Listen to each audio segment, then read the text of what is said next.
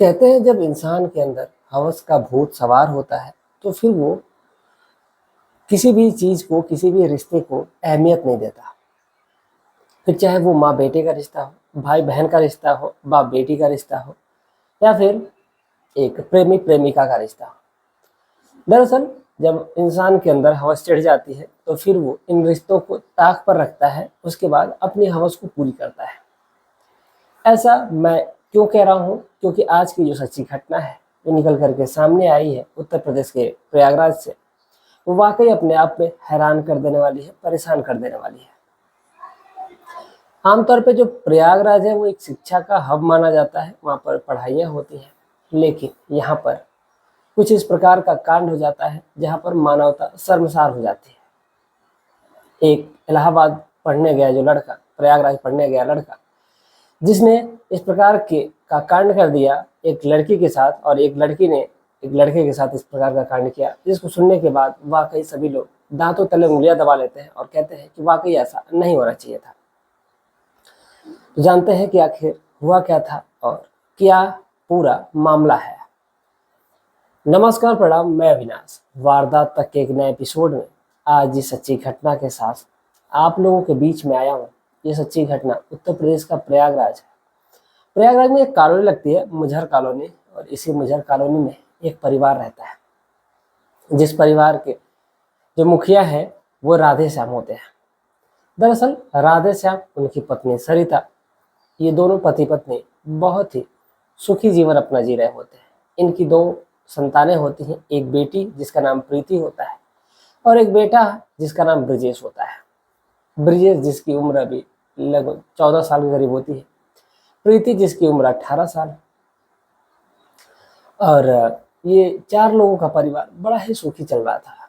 बेटी का एडमिशन हुआ था, बेटी पढ़ाई लिखाई किया करती थी, बेटा भी स्कूल जाता था। इन लोगों के जीवन में कुछ किसी भी चीज़ की कमी नहीं थी, क्योंकि जो राधे श्याम है वो कमाते थे और कमा करके अपने जो बच्चे हैं उनका लालन पालन किया करते हैं। और इलाहाबाद में आप सभी लोगों को पता है कि वहाँ पर अगर किसी के पास कोई भी अगर नौकरी नहीं है, अगर वहाँ पर अगर बस रूम है 5-6, तो फिर इंसान को कमाने की कोई ज़रूरत ही नहीं है, वो बैठे खा सकता है वहाँ पर। क्योंकि एक रूम जो वहाँ होता है वो लगभग 3000 से 5000 के बीच में मिलता है। जहाँ पर जैसा माहौल है वहाँ पर उसी प्रकार का रूम का रेंट है।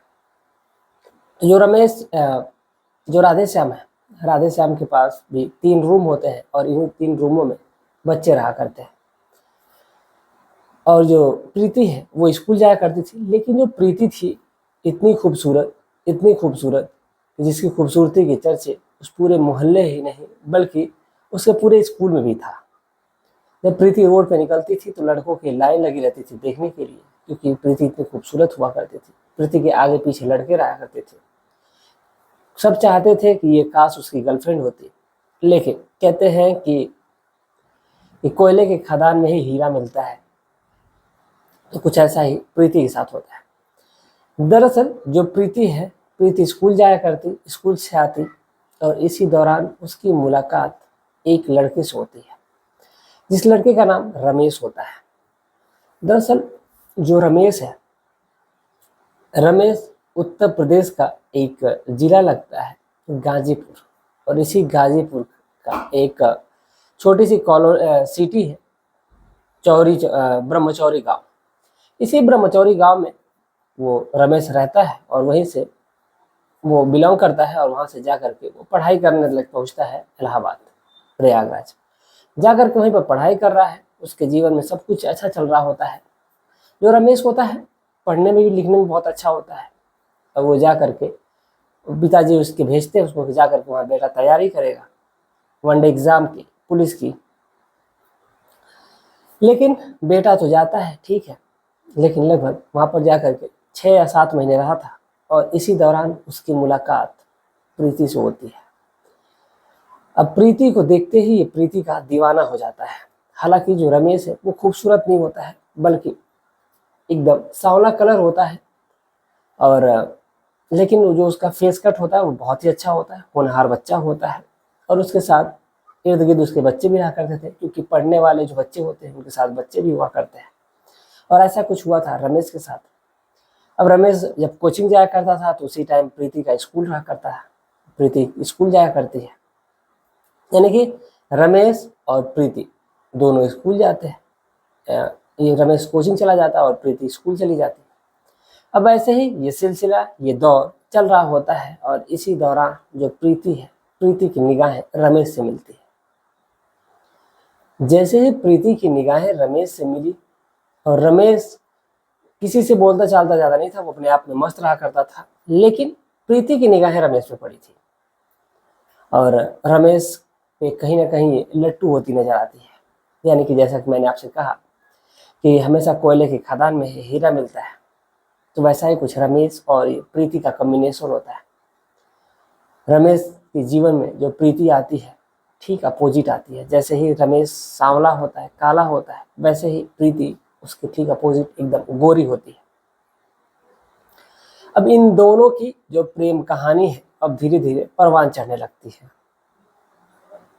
ये दोनों एक दूसरे से मिला जुला करते हैं और मिलने जुलने के दौरान इन दोनों की बातचीत होती है। बातचीत होते होते ये दोनों एक दूसरे को नंबर एक्सचेंज करते हैं और नंबर एक्सचेंज करने के बाद से फिर इन लोगों की बातचीत बढ़ने लगती है। अब ये बातचीत का जो सिलसिला है अब शुरू तो हो जाता है और फिर धीरे धीरे ये परवान चढ़ने लगता है, ऊपर चढ़ने लगता है। अब दोनों को जब भी मौका मिलता, जब भी मन करता, वो चोरी छुप के मिला करते थे।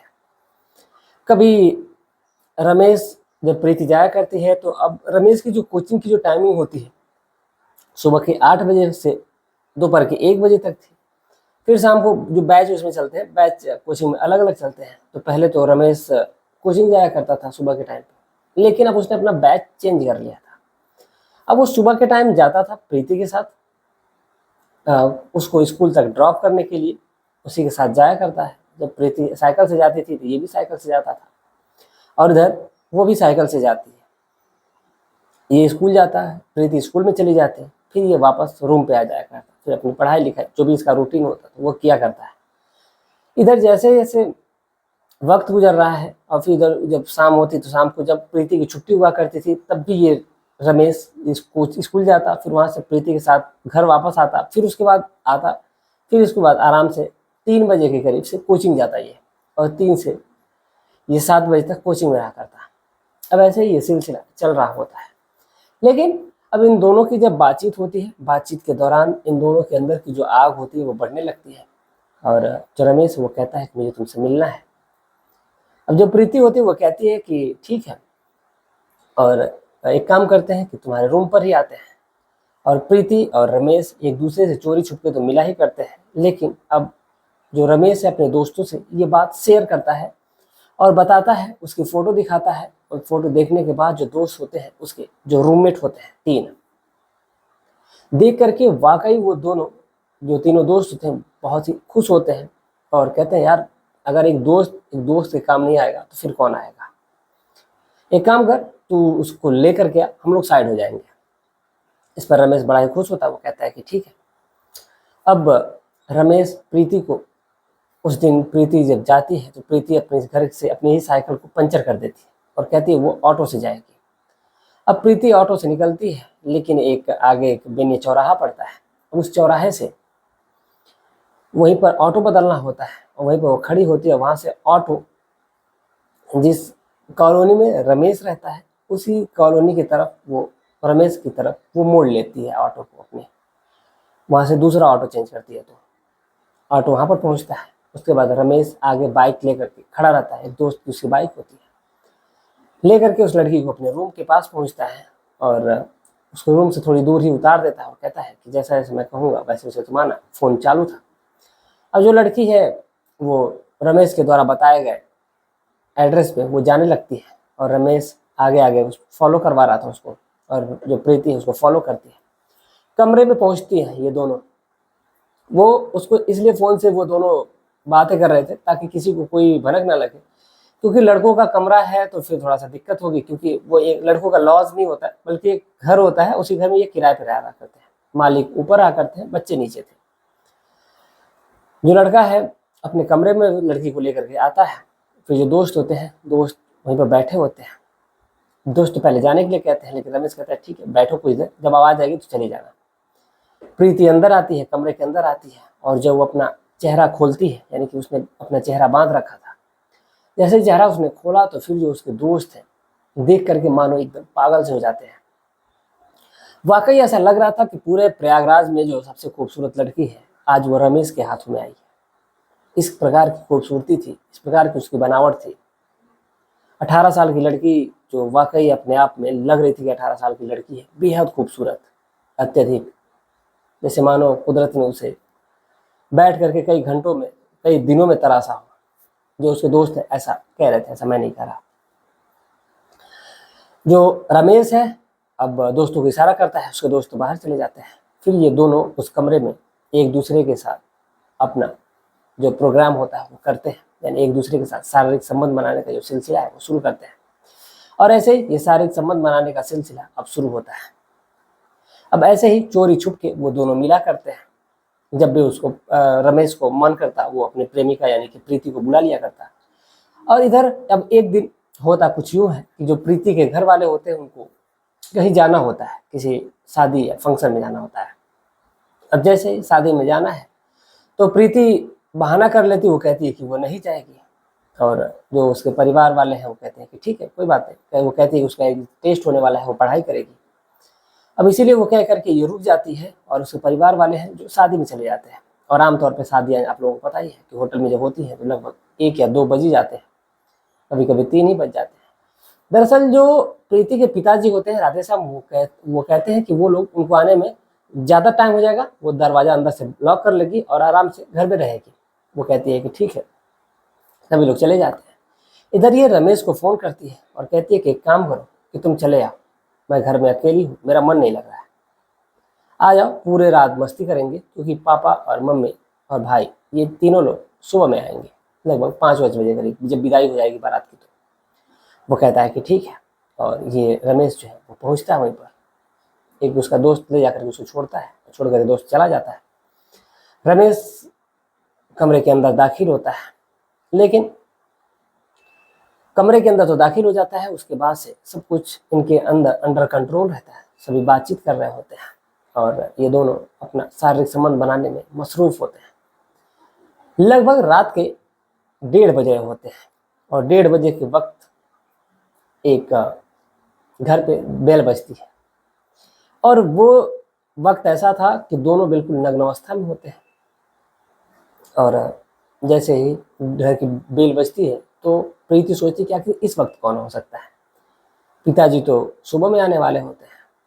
तो दरवाज़ा वो सोचती है कि आखिर पहले पूछ ले कि कौन है। लेकिन जब जाती है तो आमतौर पर आप लोगों को पता ही है कि जो शहर है, शहर में ये सब सारी चीज़ें नॉर्मल बात है, रात को आना जाना। तो उसको लगता है कि हो सकता है कि कोई बगल का पड़ोसी होगा, आया होगा। अब इसीलिए वो अपने एक जो नाइटी होती है वो पहनती है, और पहन करके बाहर जाती है और दरवाज़ा खोलती है। अब जैसे ही दरवाज़ा खोलती है तो दरवाजे पे पिताजी होते हैं। अकेले पिताजी को देख करके जो लड़की है वो शॉक्ड हो जाती है कि आखिर पिताजी क्या करने आ गए इतनी रात को। वो पूछते हैं, अरे पापा आप, मम्मी कहाँ हैं और भाई कहाँ हैं? वो कहते हैं कि कोई बात नहीं, वो बाद में आएंगे। और जो राधेश्याम है वो सीधा घर के अंदर जाते हैं, और घर के अंदर वो जाते तो हैं लेकिन सीधा प्रीति के कमरे में चले जाते हैं। और जैसे प्रीति के कमरे में जाते हैं तो फिर देख करके जो कमरे का नज़ारा होता है उसका पारा चढ़ जाता है राधेश्याम का। दरअसल कमरे के अंदर जो रमेश होता है बिल्कुल नग्न अवस्था में होता है, बस उसने एक टॉवल लपेटा हुआ था और चद्दर के अंदर बैठा हुआ था। अब उसने बिल्कुल ही अंदाज़ा नहीं लगाया था कि उसका ये हश्र हो जाएगा और उसका जो एक व्यक्ति है वो आ जाएगा। अब दरअसल राधेश्याम आता है, उस लड़के को बहुत ज़्यादा मारता है, पीटता है।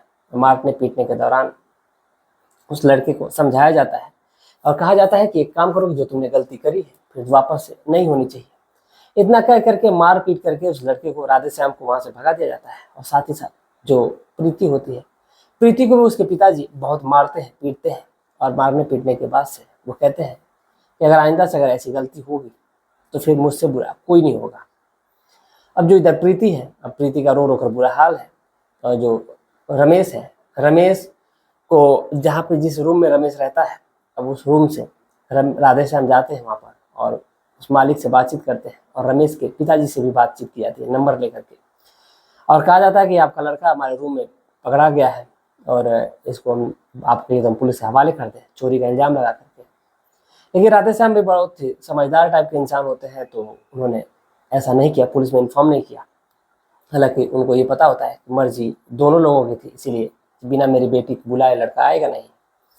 तो गलती दोनों की है, उन्होंने बहुत ही समझदारी से काम लिया और उसके बाद से अपनी बेटी को समझाया। उसे पूछा गया कि अगर ये बताओ दोबारा से अगर ऐसा होगा तो मैं पुलिस केस करूँगा, इससे लड़के का जीवन खराब हो सकता है। तो बाद में ये चल करके ये मामला जब सामने आता है, राधे श्याम रमेश के पिताजी से बात करते हैं, तो विनय के पिताजी जो रमेश के जो पिताजी होते हैं वो माफ़ी मांगते हैं और माफ़ी मांगने के बाद वो कहते हैं कि ठीक है वो कल आ रहे हैं और आकर के वो बातचीत करेंगे। अब रमेश के पिताजी वो दोनों लोग पहुंचते हैं प्रीति के घर पे और वहाँ पर बातचीत की जाती है और बातचीत करके ये मामला सुलह कर लिया जाता है। और चूंकि रमेश भी कोई ऐरा गैरा लड़का होता नहीं है, रमेश की भी बहुत ज़्यादा प्रॉपर्टी होती है और रमेश पैसे वाला भी रमेश भी होता है। तो बातचीत जब बनती है तो फिर बातचीत के दौरान कहा जाता है कि अभी थोड़ा सा वक्त लिया जाएगा, लेकिन आपके लड़के ने तो गलती की ही है, तो क्यों ना इस गलती को सुधारने के लिए एक हम लोग रिश्ते में बंधें और शादी कर दिया जाए, क्योंकि ये सब जानने के बाद हमारी बेटी की शादी कौन करेगा। अब जो भी डेट है वगैरह मुकर्रर की जाती है और इसी अप्रैल महीने में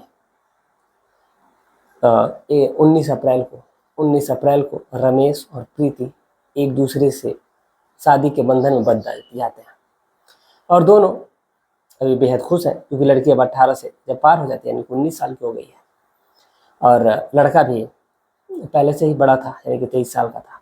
तो दोनों की अब शादी हो जाती है और लड़का और लड़की अब खुश है और दोनों के परिवार वाले भी खुश हैं, क्योंकि जो रमेश के पिताजी होते हैं वो एक सरकारी स्कूल के टीचर होते हैं। बस बात यहीं से थोड़ी सी बन जाती है और प्रॉपर्टी भी ठीक ठाक थी। अब इसीलिए प्रीति के पिताजी को लगता है कि राधे श्याम को कि मामला यहीं पर सेट कर देना चाहिए। तो ये थी आज की पूरी कहानी और इस पूरे घटनाक्रम को सुनाने का उद्देश्य किसी की भावनाओं को ठेस पहुंचानी है, बल्कि आपको जागरूक करना है, आपको सचेत करना है। एक परिवार उजड़ते उजड़ते बचा, क्योंकि आमतौर पर मैंने आप लोगों को बहुत सारी ऐसी कहानी सुनाई है जिसमें लड़का पकड़ा जाता है तो लड़की के पिताजी उसको मार देते हैं, जान से मार देते हैं, लेकिन यहाँ पर होता कुछ और है। तो ये थी आज की पूरी कहानी। आप क्या सोचते हैं इस पूरे घटनाक्रम के बारे में, आप अपनी राय कमेंट में जरूर दीजिएगा। चलिए मिलते हैं एक और सच्ची घटना के साथ, तब तक के लिए जय हिंद जय भारत।